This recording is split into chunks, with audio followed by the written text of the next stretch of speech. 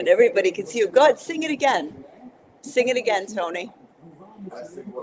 Tony is now singing the anthem that we shall call Still Waiting.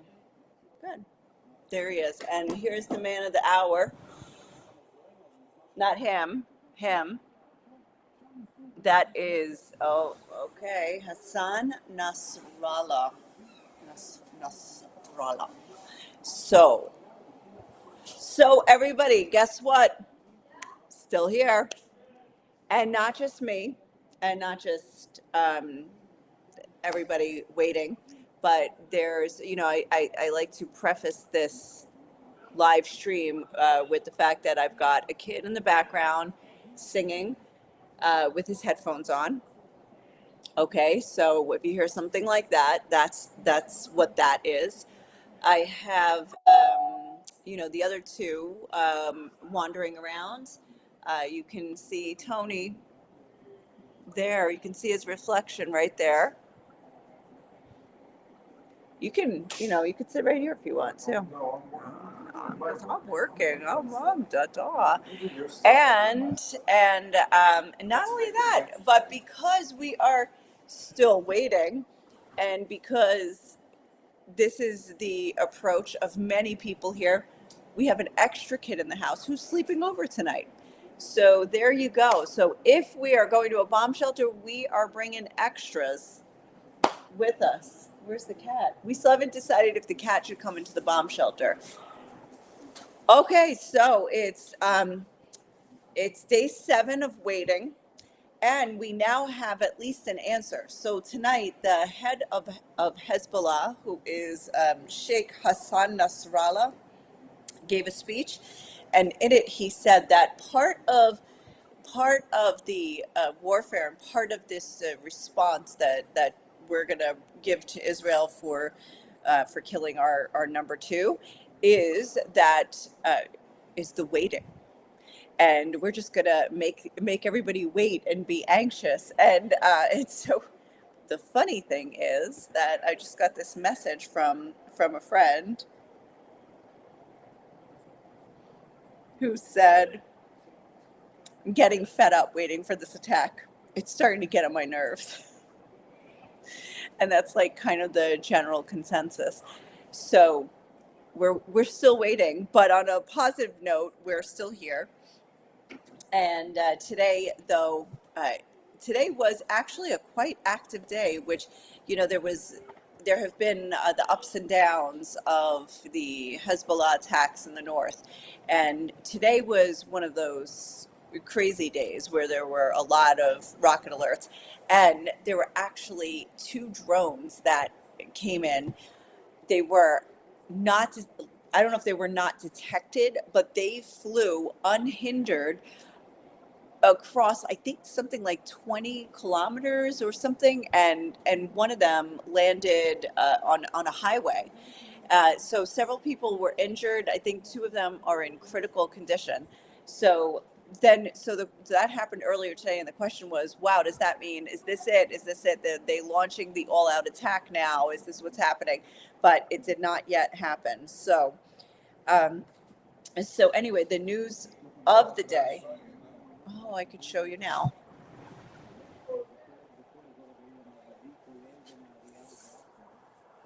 Do you see that?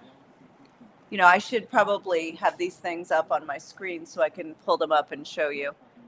But so anyway, there you go, right on a highway. There were, I think, were there sirens associated with that one?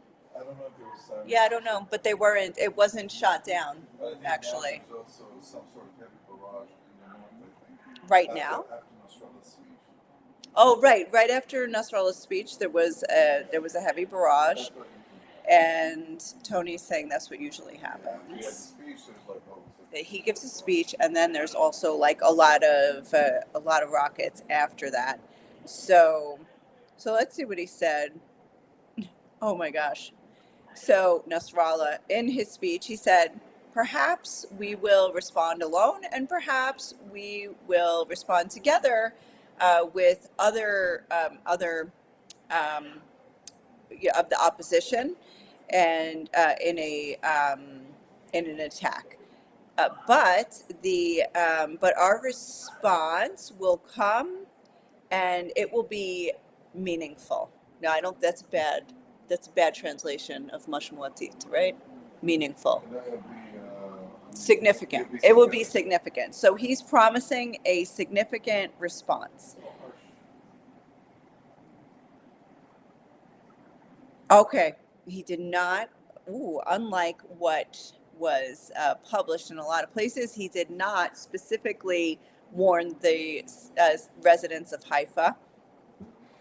Wait, let me see. After the speech of Nasrallah, yes, yes, got that. Okay, yeah, lots of sirens. So anyway, so I'm kind of reading this also on the fly, just as I'm starting here.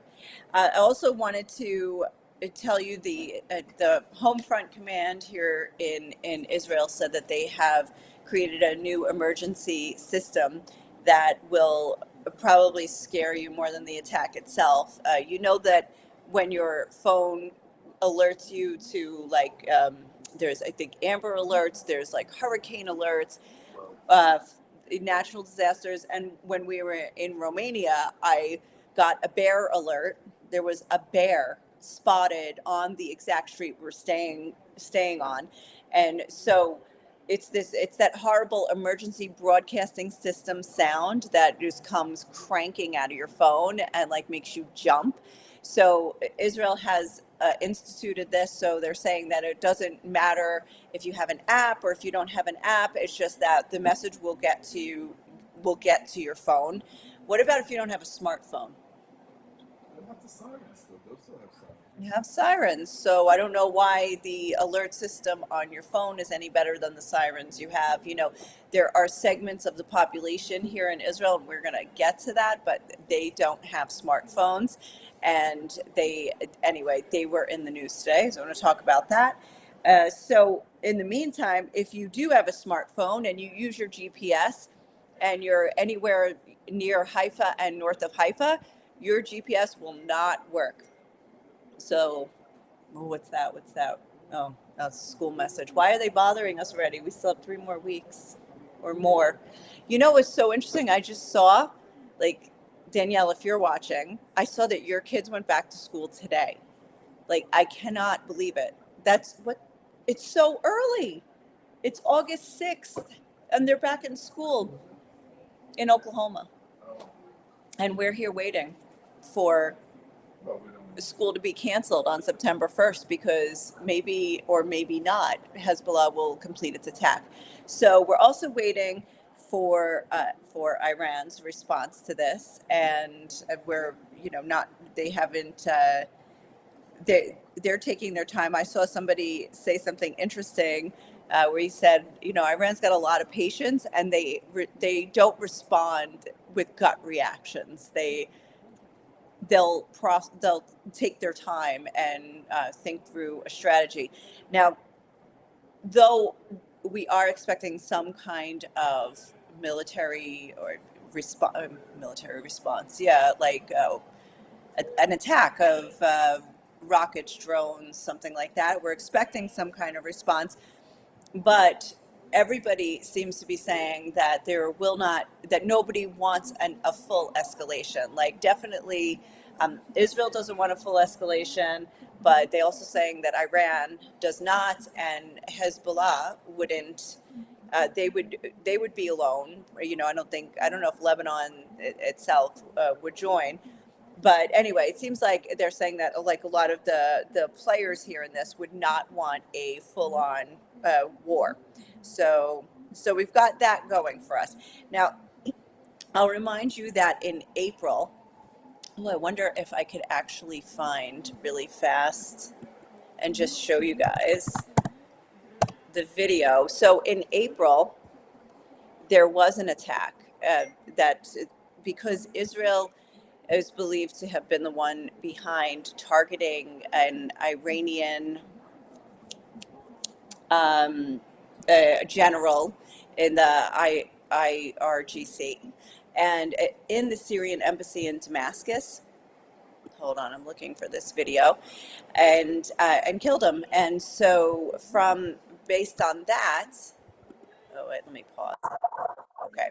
So based on that, Iran said, no, we've got to respond, and we can't let that happen. So he was high up there, and um, he was killed in on Syrian soil, like in the embassy, in the Iranian embassy in Damascus. So that was like a violation. Iran could not let that go by unchecked. So their response was to send drones over, and missiles, rockets. There were three types of weapons that were launched, and then everybody knew. So the interesting thing, like, I don't know if you remember the days. I don't know if it has to do with social media, or if just the rules of war are different now, where you announce like, oh, we're going to attack, and here's the weapons we're using. So then you can calculate, so that we can, this one's 3 hours, this one's going to take 12 hours, this one's going to take 9. And so you're sitting there.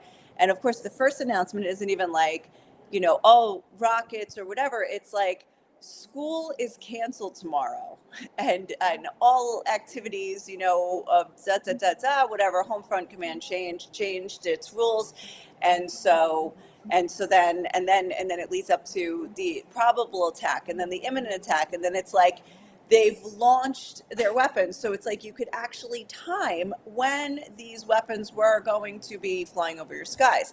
So actually, they were not timed well, but we knew they were coming. So it was like you could already know. Now we now don't know. So, but I'm going to show you if I can figure out what I'm doing. Allow to. No, not this window. Hold on. Let's see. I don't know if I did that right. Tony, can you check the video and see if I'm doing this right? Yeah, hold Do-do-do. Um,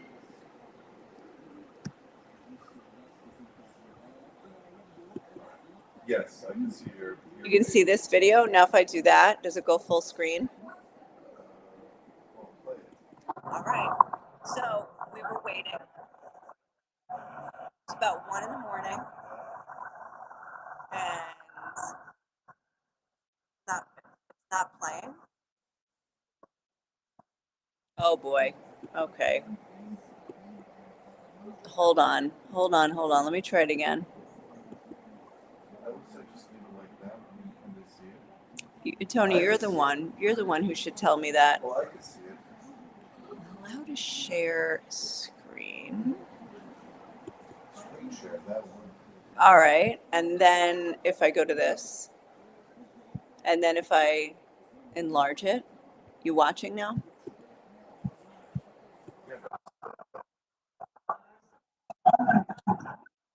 All right. All right. So this is what happened. 350 drones, projectiles, don't know what. Look at this. It was like a extravagant fireworks show, exploding all over the sky. This is right off our balcony, right, from right where I'm sitting, like just right out the window. And this, I saw the flashes from here where I'm sitting right now, and I ran out to the balcony, and there were no sirens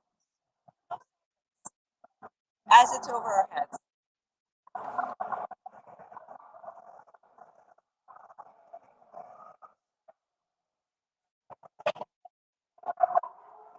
Oh, finally. Here we go. Now, if you're watching this in Israel right now, this is real. They're part of the video, so don't worry. So you hear one of the kids crying. They're ready for it. They have their shoes at the door. They grab blankets.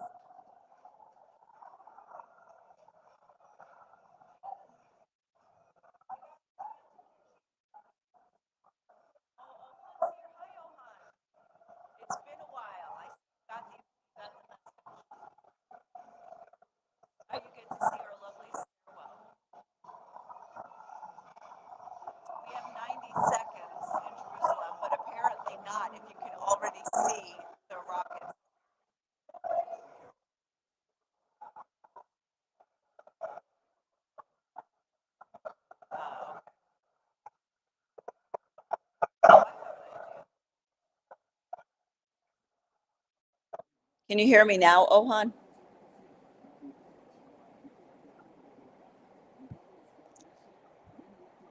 So this is our lovely bomb shelter, but I had to peek outside. I just wanted to check.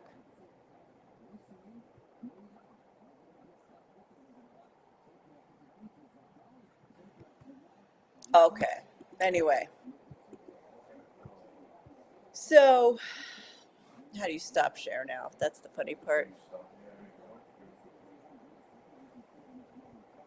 Mm-mm-mm.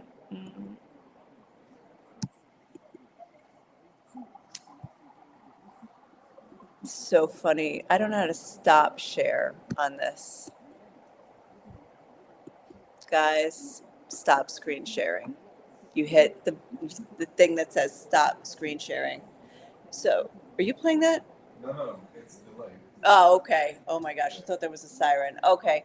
So that's what happened in April, and it was like we were forewarned that these rockets were coming. So now with this one, uh, that let's just say I don't want to say that turned out to be a joke, because nothing is really a joke when it has to do with war. And in the end, one person of 10 million, only one person was wounded, and nobody killed. So nothing is a joke, but that was like, oh, all right, well, like we knew it was coming, it came, and every single one was shot down or landed in an open field. So then okay, like that's you can deal with that, you can weather that. It's like one night we were interrupted, and that's it. The next day we just kind of stayed close to home, and then that was it. It was over. The whole incident was over. So now with this, the question is, everybody's saying it's going to be worse than in April. It's going to be worse, and so the question is, well, how worse? Because certainly they all have the capability. Now, Hezbollah has 150,000 rockets and whatever in their arsenal. They have precision guided. They have long range. We also know the Houthis in Yemen are well equipped, because they have the ability to launch from 2,000 kilometers from here and get into Israel. So that's they're pretty much equipped. But everybody's saying that they don't want to escalate. But I mean, like, are you guys with me when I say, like, since when is war like announced, like that it's coming, there's going to be attack, here it comes, here's the timing, oh, it was launched, and it's just bizarre. It's like, where did the element of surprise go? So now we're sitting here in a little bit of a different situation, where, as we just heard Nasrallah say in his speech tonight, he was giving a speech tonight because it's the week since the assassination of Fouad Shukr in Beirut, who he was Lebanon's number two. Oh, wait, let me steal their map. Oh, darn, I just missed it. The, I could go back. Well, never mind. One day I'll pull up a map and I'll share screen. But so it's 1 week since then. So he gave the speech, and he said part of our our warfare is psychological. And I've got all Israelis now, like panicking and stocking up and not knowing when it's going to happen, and everybody is in suspense. And that is true. Like, in some, I mean, there's definitely like two camps here. There are the people who are going about their normal lives, and then there are people who are sleeping in bomb shelters and have stocked up. And so I heard tonight on the news, they interviewed a psychologist, and he said the best way to deal with this kind of tension is to just try to stick as close as possible to your routine. And I laughed, and I was like, well, if that's the case, no problem. I mean, we spent hours driving around. This kid wanted to go, one's going to the mall, the other one's like hanging out with his friend, and his friend invited his friend to sleep over. But it's this elaborate plan of like, but we're going to go to a movie first, and then we're going to get picked up, and then we're going to order this for dinner. And then at the same time, the girl's calling, I need a ride from the mall, which is in the other direction. So I'm like, yeah, I guess we did a good job of sticking to our routine. So everybody should be able to not have anxiety, I guess. So, except the parents who are driving and sitting in ridiculous traffic in 90-degree heat, driving around and losing their patience and their minds in the traffic. So, yeah, other than that, we're sticking to routine. And so we're not anxious or anything.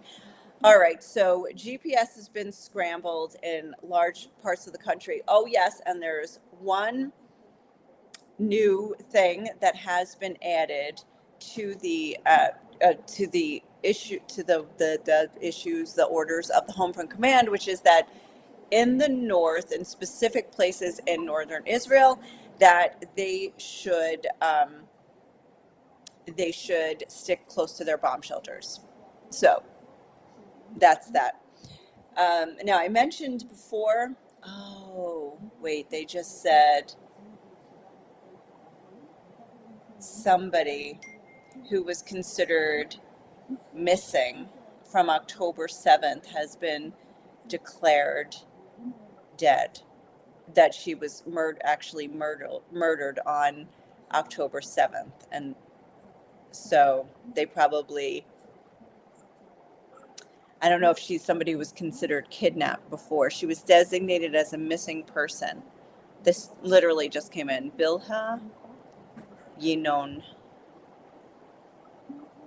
Wow. So imagine that. This is 10 months later, and this announcement has just come out.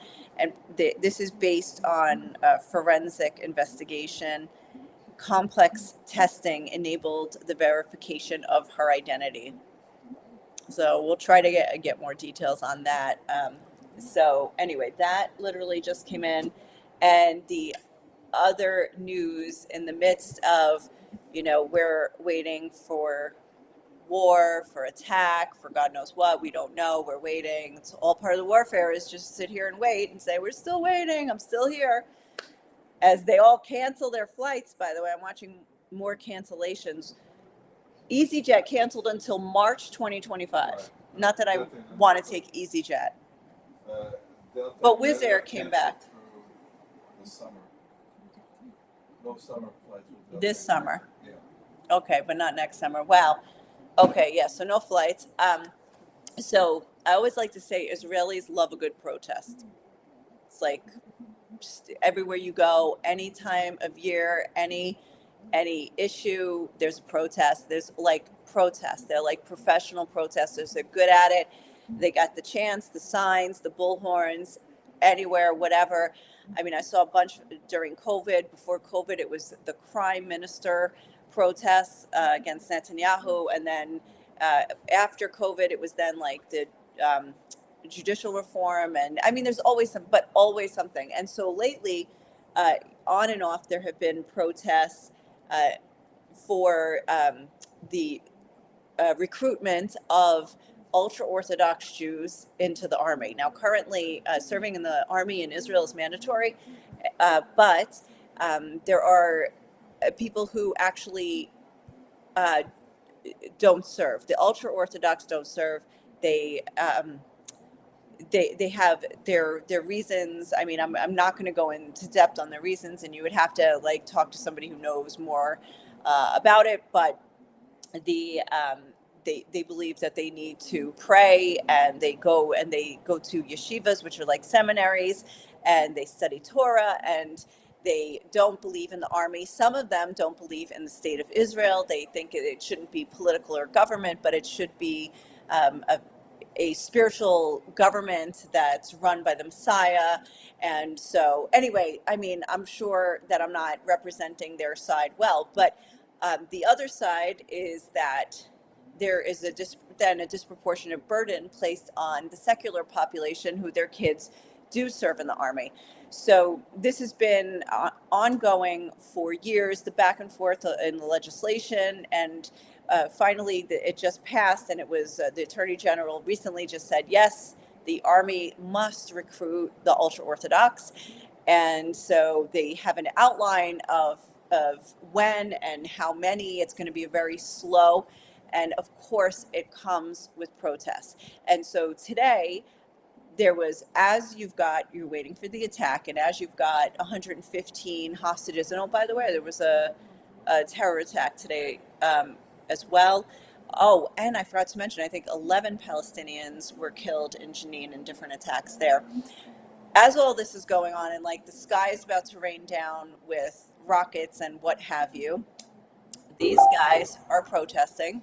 Not just protesting, they broke into a base where they're supposed to get recruited.